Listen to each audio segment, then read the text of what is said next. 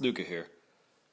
Now, this video, I want to talk a little bit about using handgun pistols and a little one-on-one familiarity for those who are not very familiar with handgun pistols or guns at all. And the reason I really want to shoot this video is because since they're coming out with, what seems to be a proposed gun ban, they're having some talks here and there. A lot of people have made a mad rush to go buy guns. Matter of fact, one of the biggest, purchases out there has been the AR-15. They've been selling out like crazy. But also, members of the United States who feel like they're about to have their rights infringed upon of the Second Amendment have decided to go out there and actually arm themselves with a handgun. And I think there's nothing wrong with that. There's nothing wrong with protecting your rights as an American citizen, especially your own self-defense. I mean, if somebody's in the wrong and they're trying to harm you or your family, you definitely at least have the means to fight fire with fire, at least. So usually what I think everybody goes out and gets is a handgun. The only issue is they're not sure what they're looking for when they're at the handgun store or exactly how to handle it, even when the clerk is right there giving it to them. So this video is just a very basic 101 safety tips for dealing with a handgun pistol. Today I'll just be performing the little 101 on a Taurus 9mm, the PT 24/7, and I have the serial code covered up. But let me ask this question for those of you who are familiar with it. And for those who are very familiar with handguns, this part is not going to be the video for you, but please feel free to put some comments at the bottom because this is going to help those, not even just preppers, but for those who really just want to defend their rights and are not familiar with handguns. So for those of you who aren't familiar, let me ask you a question. Looking at this handgun right here, do you believe that this is a clear handgun that is not loaded? There's no magazine clip in there. Magazine clip's right here.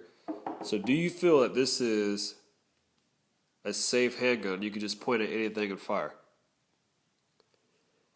If you feel like it's clear, I got something for you. Okay, you should have seen that rail pop out. Right there. Okay, that's what's known as having one in the chamber. And if you're not familiar with the chamber, this is the chamber pretty much right here. If you just clock it back, see the hole there, that's exactly where a bullet can lodge in. So you can always have, with most pistols, you can always have one in the chamber, and then you have a magazine also. So just know, just because that there is not a magazine inside the handgun does not mean that there's not one in the chamber. Now with a revolver, it would be a lot easier to tell, but with a pistol, some believe that when there's not a magazine involved, that means it's a clear pistol. It's okay to just point anywhere you want. Well, it's not. And that's why they always give you the number one rule. Number one, do not point at anything unless you plan on shooting it.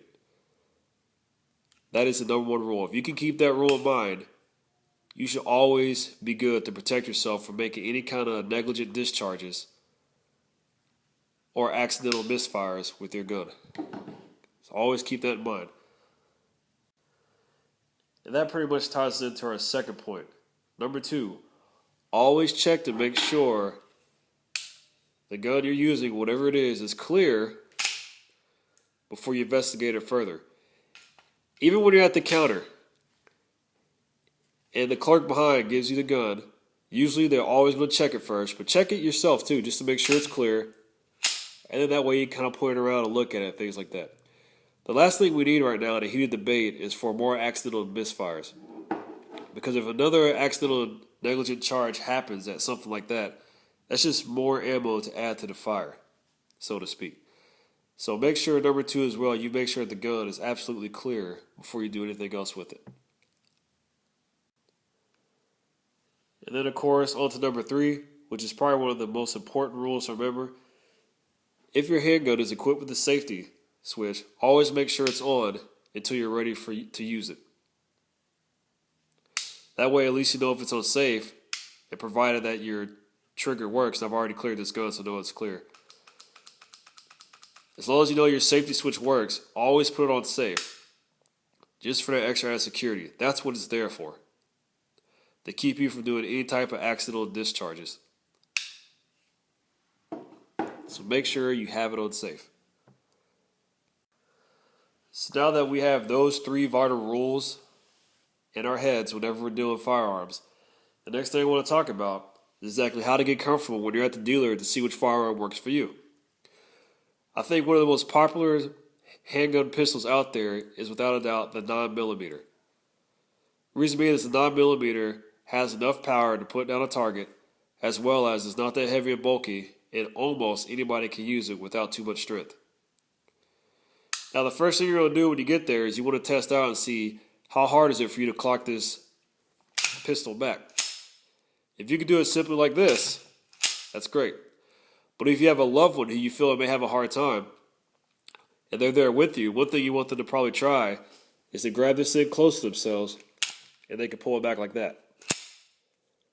Or what they can do is if they take their dominant hand, or their shooting arm pretty much, and they hold it out straight, about as straight as possible, and then take their other hand and pull it back, that will help release the tension on cocking it back. Now the reason cocking it back is so important is because, like you noticed earlier in the video, I have 1 round in the chamber. The way I did that was I had a cock a round back. If you look here, even though I'll put in this clip, I can't just squeeze the trigger and it's going to start firing. Now, even though I know that, I'm still not going to practice that because, I always want to keep it safe. But if you just put the magazine clip in, you can't just squeeze the trigger and think everything is fun. Most handguns are not designed like that. They are designed with a charge. You have to charge it. And that's why it's pretty much the charging. This is how you charge it. Just like that. And to show you proof, now I can cock that round out. You saw that round pop off. Okay? That's what you want to be careful of. You want to make sure you know exactly how to engage and how to set up your handgun whenever it's ready for use. You can't just have the magazine clip in there. You've got to charge the round back, and then it's ready for fire. Just another one of those little basic steps to show. The one last basic rule I'll talk about is pretty much jamming the pistol. Most jams happen because a person that's trying to fire it or is trying to use it for the first time is not very experienced with it. And when they do the charging, they end up riding it forward. And what I mean with that is, say if I take this and I have a clip in and I'm trying to charge it. If I pull this back and let go, that's exactly how it's meant. If I pull back and I slowly ride it forward, that's not what you're supposed to do. That's how you're going to end up causing jams and things that such. So whenever you're charging your round forward, make sure you pull it back, just let it go, and you're ready to fire. That's pretty much all I really want to go over, little basic 101 steps.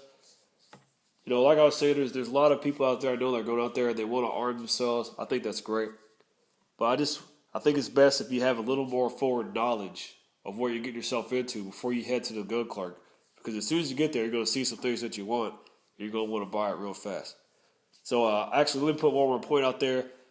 I know the famous guns like, the Dirty Harry or the Desert Eagle. I know those guns are famous, but they are freaking expensive. Do yourself a favor, especially if you're a novice or a beginner. Get yourself, if you're looking for handgun protection, I highly recommend get yourself a pistol with the safety and with the iron sights. And also make sure that it is going to be semi-automatic. And get something around maybe $400 to $500. This is what I recommend. Of course, the choice is up to yours, but don't just go out there and start getting all the expensive handguns.